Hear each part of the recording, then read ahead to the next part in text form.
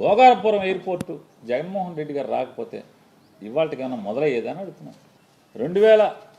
జగన్మోహన్ రెడ్డి గారు 2019లో వచ్చిన తర్వాత ఈ తప్పుడు ఆలోచనలన్నీ కూడా చాప చుట్టి దూరంగా ఒక్క తన్నుదని 2200 ఎకరాలు చాలు ఎయిర్పోర్ట్ నిర్మాణానికి, 5500 ఎకర్లా 15000 ఎకర్లా అని చెప్పి ప్రజల్ని ఒప్పించి 2200 ఎకరాలు భూసేకరణ పూర్తి చేసి, భూసేకరణ పూర్తి చేయడమే కాకుండా ఎక్కడైతే నిర్వాసితులు దాంట్లో తొలగించబడుతున్నారో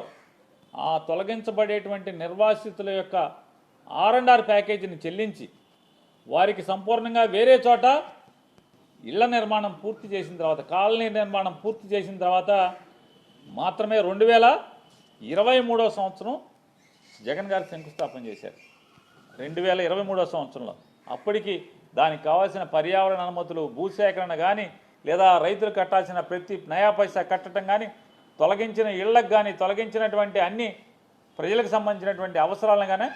పునర్నిర్మాణం చేసి 19లో ఆయన ఎక్కిన దగ్గర నుంచి 2023 వరకు సంపూర్ణంగా చిత్తశుద్ధితో